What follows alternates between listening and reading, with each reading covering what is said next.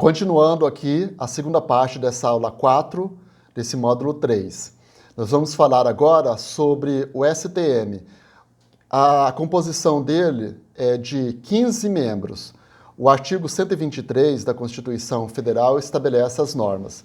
15 ministros, os ministros têm vitalicidade, ou seja, ministros vitalícios, nomeados pelo presidente da República, depois de aprovada a indicação pelo Senado Federal. Então, quem indica os ministros do STM é o Senado Federal.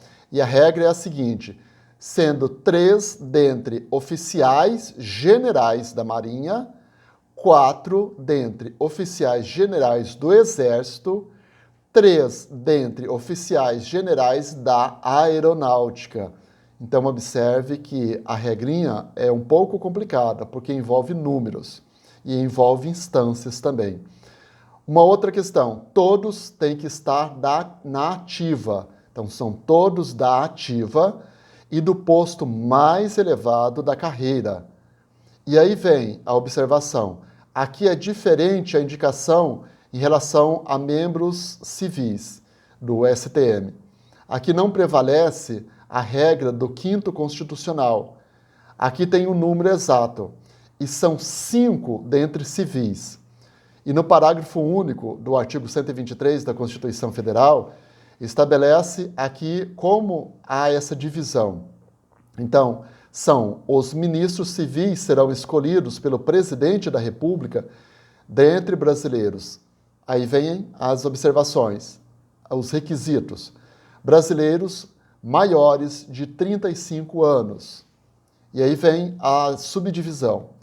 Desses brasileiros maiores de 35 anos, tem que ser da seguinte forma: 3 dentre advogados de notório saber jurídico e conduta ilibada, com mais de 10 anos de efetiva atividade profissional. Então não basta ser advogado. Tem que estar com experiência de efetiva atividade profissional em 10 anos, mais de 10 anos. O segundo, 2 por escolha paritária dentre juízes, auditores e membros do Ministério Público da Justiça Militar. Então aqui temos a proporção 3 de advogados, notório saber jurídico, e 2 de escolha paritária entre juízes, auditores e membros do Ministério Público da Justiça Militar, que é o Tribunal TJM. Agora lembre da regrinha. O TJM só existe quando tiver mais de 25 mil militares entre bombeiros e policiais nos estados. Aqui, nós temos as funções e a competência do STM. Então, dentre as funções do STM, estão processar e julgar os oficiais generais das Forças Armadas nos crimes militares definidos em lei. Também é de competência as questões administrativas suscitadas pelo presidente e os recursos interpostos contra atos administrativos por ele praticados, pelo presidente. Os recursos de penas disciplinares aplicadas pelo presidente do Tribunal Auditor, corregedor da Justiça Militar e juiz auditor. E também compete ao Superior Tribunal Militar declarar incidentalmente a inconstitucionalidade de lei ou de ato normativo do poder público pelo voto de maioria absoluta dos seus membros. Esta, gente, é uma previsão regimentar, que está lá no artigo 4 do Regimento Interno do STM. Vamos verificar agora o Tribunal Superior Eleitoral, que é o TSE. A Justiça Eleitoral está prevista lá no artigo 118 até o artigo 121 da Constituição Federal e também pelo Código Eleitoral, que é a Lei 4.737, que é lá de 1965. Fique atento à composição. A composição do TSE é de 7 membros no mínimo. Aqui essa regrinha, gente, é a regra geral. 7 membros no mínimo é o que pode ter qualquer tribunal. Tem alguns que têm mais e tem outros que ficam nesse número mínimo. O artigo 119 estabelece mínimo de 7 membros. Como é feita essa escolha? Mediante eleição pelo voto secreto. 3 juízes dentre os ministros do Supremo Tribunal Federal. Então, estão 3 ministros, mas aí lá do Supremo, que podem compor o Tribunal Superior Eleitoral. 2 juízes dentre os ministros do Superior Tribunal de Justiça.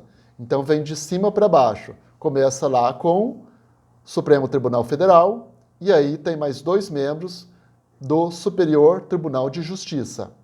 E tem mais, 2 juízes por nomeação do presidente da República, sendo que o presidente escolhe de uma lista de 6 advogados de notável saber jurídico e idoneidade moral que forem indicados pelo Supremo Tribunal Federal. Então funciona assim, o Supremo Tribunal Federal, ele, além de ter lá 3 juízes, ele também vai indicar os 2 outros juízes. Então, eles são nomeados, né, pelo presidente da República, mas eles vêm lá de uma lista de advogados. São os advogados que vão ser juízes, né, desse Tribunal Superior Eleitoral. E aí funciona da seguinte forma. Ele indica uma lista que vai ser uma lista com 6 nomes, e aí vão ser escolhidos 2 nomes para compor o assento no TSE. Agora, o parágrafo único, ele traz uma observação importante.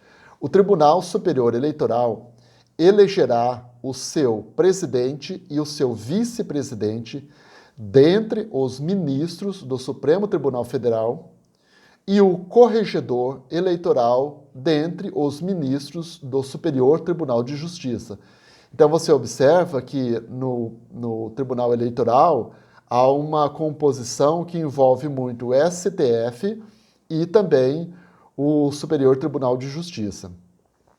E as competências do Tribunal Superior Eleitoral estão previstos lá no artigo 22, no inciso 1 do Código Eleitoral, que é a Lei 4.737 de 75. Dentre essas competências está julgar, né, o registro e a cassação dos partidos políticos, a suspensão de seus membros, dentre outras prerrogativas. E quanto ao tempo do mandato dos juízes eleitorais, então está assim estabelecido. O mandato do juiz de primeira instância obedece ao critério de revezamento com prazo máximo do mandato de 2 anos. Esse prazo pode ser prorrogado se não tiver outros juízes disponíveis na comarca para fazer o rodízio. Nesse caso, o prazo pode ser até por tempo indeterminado. Então faz sentido, né? Se não tem outro para substituir, fica o juiz mesmo. O juiz de tribunais, tanto os tribunais inferiores quanto tribunais superiores, a regra é lá do artigo 121, parágrafo 2º da Constituição Federal, aí já não é mais do Código Eleitoral. O mandato de, no mínimo, 2 anos e nunca por mais de 2 biênios consecutivos. Lembrando, gente, que um biênio equivale a 2 anos. Então, portanto, 2 biênios equivale a 4 anos. Poderia falar 4 anos direto, né? Faz essa complicação desses números só para confundir o aluno. Vamos verificar agora o Tribunal Regional do Trabalho, que é o TRT. São 7 membros no mínimo, então essa regrinha é lá do artigo 115 da Constituição Federal, no mínimo 7 juízes. Observe que é sempre o número mínimo 7, e é um número ímpar, que é justamente para não dar empate nas decisões. Como é que eles são formados? Como é que há essa indicação? Então, eles são recrutados, quando possível, na região, e são também nomeados pelo presidente da República. E aí, dentre também brasileiros, não se fala que é brasileiro nato, não se fala que é brasileiro, entre 35 a 65 anos de idade, sendo, aí vem regrinha do quinto constitucional, um quinto dentre advogados com mais de 10 anos de atividade profissional. Aqui ele não fala sobre aquela conduta ilibada, só fala essa regra. Então, o quinto constitucional, 10 anos, advogado de exercício da carreira.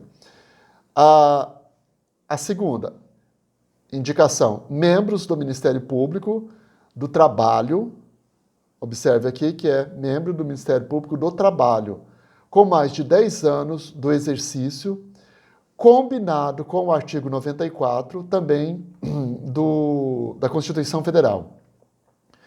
Os demais membros, mediante promoção de juízes do trabalho, pelo critério de antiguidade e merecimento alternadamente. Então, primeiro, nomeia-se um juiz por antiguidade e depois a próxima vaga por merecimento. Depois volta para a antiguidade também. Então, essa alternância. Qual é a competência do TRT? Processar e julgar recursos interpostos contra a sentença dos juízes de primeiro grau. O tribunal também pode julgar processos iniciados diretamente na segunda instância, como ocorre com os dissídios coletivos, os mandados de segurança, as ações rescisórias, as ações cautelares, dentre outros. Então, pode-se entrar também com ação direto no TRT. Vamos verificar como esse assunto pode cair em concurso e exame de ordem. Eu peguei aqui um exame de ordem da FGV. Então, o enunciado da questão é o seguinte: no âmbito dos direitos humanos, a respeito da incidência de deslocamento de competência, instituído pela Emenda Constitucional número 45, assinale a alternativa correta. Letra A. Para assegurar o cumprimento de obrigações decorrentes de tratados internacionais de direitos humanos, de que o Brasil seja parte, o Procurador-Geral da República pode suscitar, ou seja, requerer, perante o Superior Tribunal de Justiça, incidente de deslocamento de competência para a Justiça Federal, nas hipóteses de graves violações aos direitos humanos. Essa é a letra A. Letra B.